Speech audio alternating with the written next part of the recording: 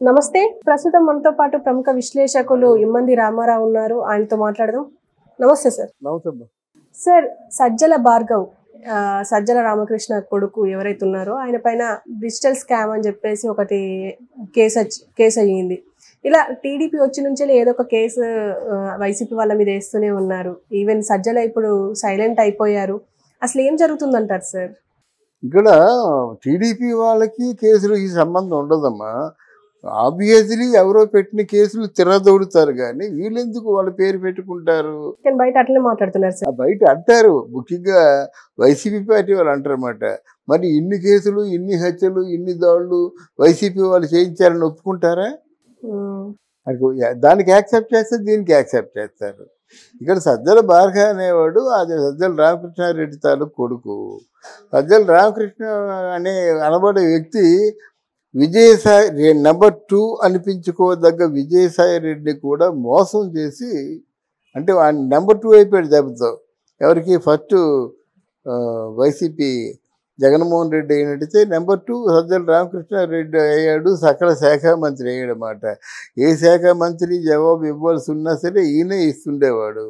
అన్నీ కళ్ళు, ముక్కు, చెవులు అన్నీ రామకృష్ణారెడ్డి అయ్యాడు. ఈయన జగన్మోహన్ రెడ్డి బలంగా నమ్మేశాడు. నమ్మేబట్టి అసలు మీడియా పాత్ర చాలా ఉంటుందో తెలుసు కదా. అటువంటి పాత్రను సజ్జల రామకృష్ణారెడ్డి కొడుక్కి ఇచ్చాడన్నమాట. అదే కొంపం వచ్చింది. దాని మీద సక్రమంగా పని చేయలేదు. ఇప్పుడు మనం విమర్శించవచ్చు. విమర్శలు ఒక లాజిక్ ఉండాలి, విమర్శలు సైంటిఫిక్ అప్రోచ్ ఉండాలి. అప్పుడే ఆ విమర్శ సజీవంగా ఉంటుంది. అంతేగాని మీ మీద అభాండం వేస్తాం అనుకోండి, ఇప్పుడు మీరు నా 4 feet అమ్మాయి అని చెప్పామనుకోండి, అది ఆ విమర్శ నిలబడదు. ఎందుకంటే మీరు 4 feet లేరు కదా. 6 feet అన్నా అనుకోండి, అది నిలబడదు. అంటే మన వాస్తవాలకి ఎక్కడా కనుమరుగు కాకుండా వాస్తవాల మీద రంగు పులిమి ఎప్పుడైతే చెప్పామో అది జనంలోకి వెళ్దు. జనంలోకి వెళ్ళేటువంటి వీడియోస్ ఆయన చేయలేకపోయాడు. జనంలోకి వెళ్ళే, ఫర్ ఎగ్జాంపుల్ ఇప్పుడు నవరత్నాలు ఉన్నాయి. ఆ నవరత్నాలు పొందిన వాళ్ళు ఎలాగా హ్యాపీగా ఉన్నారు. అక్కడ జనంలోకి వెళ్ళిపోవాలి. వీళ్ళు ఏసీ రూముల్లోంచి బయటికి రారు, జనంలోకి వెళ్ళరు, జనం తాలూకు అనుభూతిని చెప్పరు. మొత్తం ఇన్ని లక్షల కోట్లు పంచిపెట్టినప్పుడు కూడా వేస్ట్ అయిపోయినాయి కదా. ఇప్పుడు మొన్న సంస్మరణ సభ అయింది.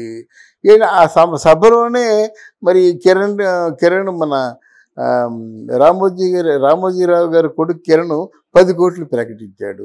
అది జనంలోకి వెళ్తుంది, పేపర్లో వస్తుంది, మీడియాలో వస్తుంది.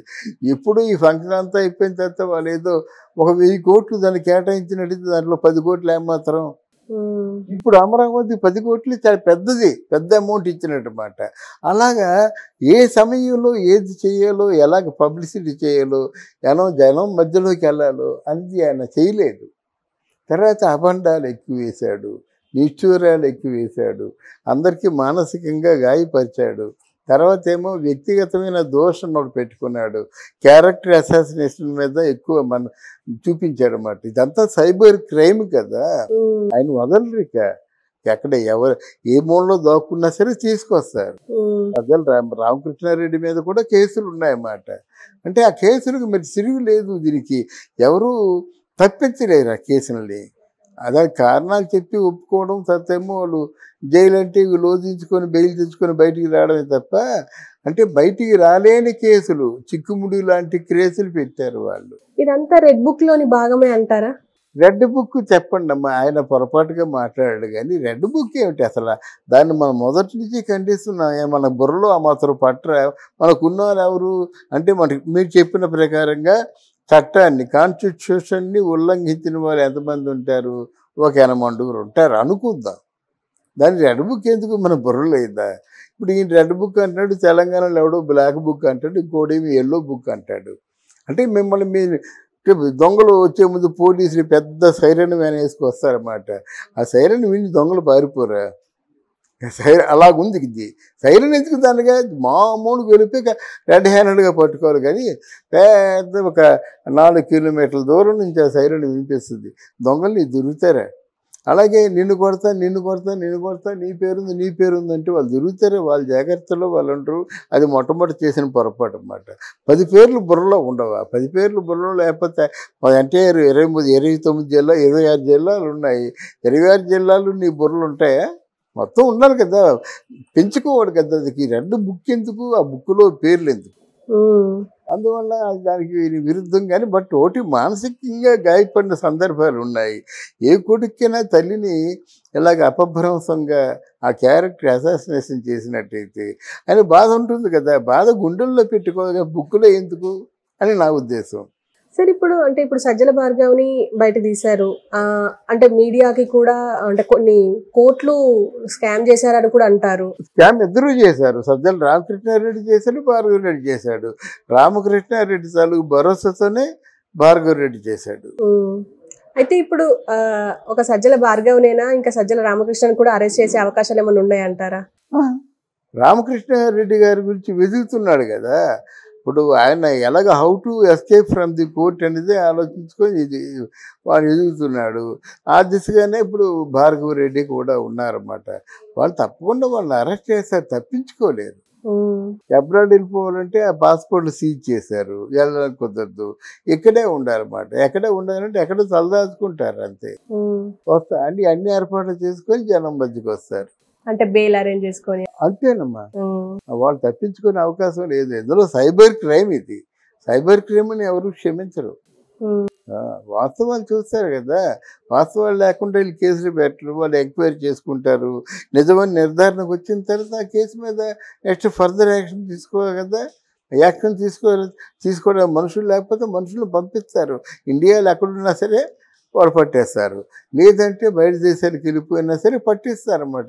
బయట దేశాలకు వెళ్ళిపోవడానికి అవకాశాలు లేవు.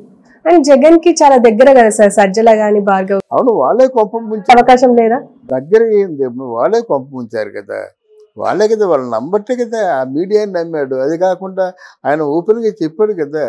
అది కాకుండా ఇంకోరు అయినట్టయితే బాగుండేది, నన్ను నమ్మిన వాళ్ళు నట్టాట ముంచారని ఆయనే చెప్పుకున్నాడు. సరే, ఇప్పుడు సజ్జల భార్గవ్ని బయట తీశారు. అంటే మీడియాకి కూడా అంటే కొన్ని కోట్లు స్కామ్ చేశారని కూడా అంటారు. స్కామ్ ఇద్దరూ చేశారు. సజ్జల రామకృష్ణారెడ్డి చేశాడు, భార్గవ రెడ్డి చేశాడు. రామకృష్ణారెడ్డి తాలూకు భరోసాతోనే భార్గవ రెడ్డి చేశాడు. ఎస్కేప్ ఫ్రమ్ ది కోర్ట్ అనేది ఆలోచించుకొని ఇది వాడు ఎదుగుతున్నాడు. ఆ దిశగానే ఇప్పుడు భార్గవ రెడ్డి కూడా ఉన్నారన్నమాట. వాళ్ళు తప్పకుండా వాళ్ళని అరెస్ట్ చేస్తారు, తప్పించుకోలేరు. అబ్రాడ్ వెళ్ళిపోవాలంటే ఆ పాస్పోర్ట్లు సీజ్ చేశారు, వెళ్ళడానికి కుదరదు. ఇక్కడే ఉండాలన్నమాట. ఎక్కడే ఉండాలంటే ఎక్కడో తలదాచుకుంటారు అంతే. వస్తా అంటే అన్ని ఏర్పాట్లు చేసుకొని జనం మధ్యకి వస్తారు. అంటే బెయిల్ అరేంజ్ చేసుకొని అంతేనమ్మా. వాళ్ళు తప్పించుకునే అవకాశం లేదు. ఇందులో సైబర్ క్రైమ్ ఇది. సైబర్ క్రైమ్ అని ఎవరు క్షమించరు. వాస్తవాలు చూస్తారు కదా. వాస్తవాలు లేకుండా వీళ్ళు కేసులు పెట్టరు, వాళ్ళు ఎంక్వైరీ చేసుకుంటారు. నిజమని నిర్ధారణకు వచ్చిన తర్వాత ఆ కేసు మీద నెక్స్ట్ ఫర్దర్ యాక్షన్ తీసుకోవాలి కదా. యాక్షన్ తీసుకోవడం మనుషులు లేకపోతే మనుషులు పంపిస్తారు. ఇండియాలో ఎక్కడున్నా సరే వాళ్ళు పట్టేస్తారు. లేదంటే బయట దేశాలకు వెళ్ళిపోయినా సరే పట్టిస్తారన్నమాట. బయట దేశాలకు వెళ్ళిపోవడానికి అవకాశాలు లేవు. అండ్ జగన్ కి చాలా దగ్గర కదా సార్ సజ్జల గాని భార్గవ్. అవును, వాళ్ళే కొంప ముంచారు. అవకాశం లేదా? దగ్గర ఏంది, వాళ్ళే కొంప ముంచారు కదా. వాళ్ళే కదా, వాళ్ళని నమ్మట్టే కదా. ఆ మీడియాని నమ్మాడు. అది కాకుండా ఆయన ఓపెన్గా చెప్పాడు కదా. అది కాకుండా ఇంకోరు అయినట్టయితే బాగుండేది, నన్ను నమ్మిన వాళ్ళు నట్టాట ముంచారని ఆయనే చెప్పుకున్నాడు. అది ఓకే సార్, థ్యాంక్ యూ అమ్మా.